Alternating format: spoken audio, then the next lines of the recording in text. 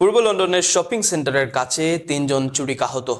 যুক্তরাজ্যের পূর্ব লন্ডনে আজ ভোরে একটি বড় মারামারির ঘটনায় চারজন আহত হয়েছেন বলে ব্রিটিশ সংবাদ মাধ্যমের প্রতিবেদনে জানা যায়। ঘটনা ঘটার পর পুলিশ ও জরুরি পরিষেবা আজ সকালে আনুমানিক ভোর 4টার দিকে দ্য ব্রডওয়েতে ঘটনাস্থলে পৌঁছায়। তথ্যমতে জানা যায়, আনুমানিক ভোর 4টার দিকে স্টেটফোর্ড ওয়েস্টফিল্ড শপিং সেন্টার এর কাছে তিনজন চুরিকাহত হন এবং চতুর্থ ব্যক্তি চোয়ালে আঘাত পান। হামলার ঘটনার পর একজনকে গ্রেপ্তার করা হয়েছে, আর চুরিকাঘাতে আহত তিনজনকে হাসপাতালে চিকিৎসা দেওয়া হচ্ছে, যদিও তাদের অবস্থা গুরুতর নয়।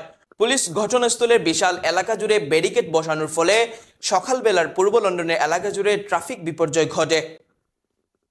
পুলিশের একজন মুখপাত্র জানায়, সিসিটিভি ফুটেজ পর্যালোচনা করা হচ্ছে এবং ফরেনসিক দল ঘটনাস্থল থেকে প্রমাণ সংগ্রহ করছে। উক্ত ঘটনায় দুটি গোষ্ঠী জড়িত ছিল বলে জানায় পুলিশের বিশেষ টিম। একজন ম্যাট পুলিশ মুখপাত্র বলেন, শুক্রবার 14 ফেব্রুয়ারি ভোর 4টার কিছু আগে স্ট্র্যাটফোর্ডের দ্য ব্রডওয়েতে একটি বড় সংঘর্ষের খবর পাওয়ার পর পুলিশ ঘটনাস্থলে যায়। পুলিশ ও লন্ডন অ্যাম্বুলেন্স সার্ভিস ঘটনাস্থলে পৌঁছে। চারজন ব্যক্তি আহত হয়েছেন এবং তাদের হাসপাতালে ভর্তি করা হয়েছে। 22, 32 ও 34 বছর বয়সী তিনজনের চুরিকাঘাতের চিহ্ন রয়েছে, তবে তাদের আঘাত জীবনহানিকর বা স্থায়ী ক্ষতির কারণ নয়। 26 বছর বয়সী আরেক ব্যক্তির চোয়ালের আঘাত ধরা পড়েছে, তবে তার অবস্থাও গুরুতর নয়। ঘটনার কারণে একজনকে গ্রেপ্তার করা হয়েছে এবং সংঘর্ষের ঘটনা নিয়ে তদন্ত চলছে। পুরো এলাকায় রোড বন্ধ ও ডাইভারশন জারি করা হয়েছে।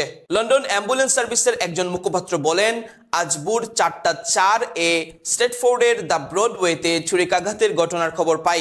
আমরা ঘটনাস্থলে বিভিন্ন দল পাঠাই, যার মধ্যে ambulance crew, incident response officer, clinical team manager এবং আমাদের টেকনিক্যাল রেসপন্স ইউনিটের একজন প্যারামেডিক ছিলেন। এছাড়াও লন্ডনের এয়ার অ্যাম্বুলেন্সের ট্রমা টিমও পাঠানো হয়। আমরা 4জন আহতকে প্রাথমিক চিকিৎসা দিয়ে হাসপাতালে নিয়ে যাই।